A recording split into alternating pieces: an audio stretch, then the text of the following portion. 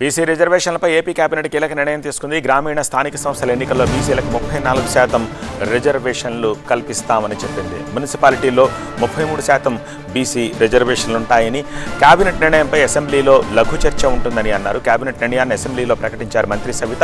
బీసీలకు రాజకీయ సాధికారిత కల్పించడమే లక్ష్యమన్నారు మంత్రి సవిత.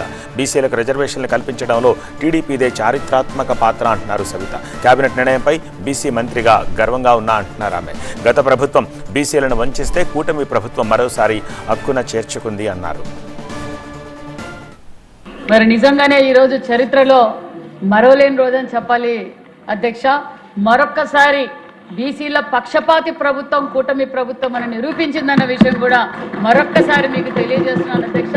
బీసీలకు అవకాశం ఇవ్వటం, ప్రాతినిధ్యం కల్పించడం, రాజకీయ సాధికారత కృషి చేయడమే మరి ఈరోజు కూటమి ప్రభుత్వం తీసుకున్న నిర్ణయం అనే విషయం కూడా మీకు అందరికీ తెలియజేస్తున్నాను అధ్యక్ష. ఎందుకంటే మరి లోకల్ బాడీ ఎన్నికల్లో మరి 34%తో మనము లోకల్ బాడీ గ్రామీణ స్థాయి ఎలక్షన్లకు వెళ్తున్నామన్న విషయాన్ని కూడా ఈ రోజు కేబినెట్ లో తీర్మానం కావడం ఒక బీసీ మంత్రిగా, ఒక బీసీ బిడ్డగా నాకు చాలా గర్వంగా ఉందన్న విషయం కూడా మీకు అందరికీ తెలియజేస్తున్నాను అధ్యక్ష. నిజంగా మరి అలాగే మరి మున్సిపాలిటీలో కూడా మరి 33% ఎన్నికలతో మనం వెళ్తున్నామన్న విషయాన్ని కూడా మీకు అందరికీ తెలియజేస్తూ నిజంగానే ఇది చరిత్రలో మరవలేని రోజు అన్న విషయం కూడా మరొకసారి మీకు అందరికీ తెలియజేస్తున్నాను అధ్యక్ష.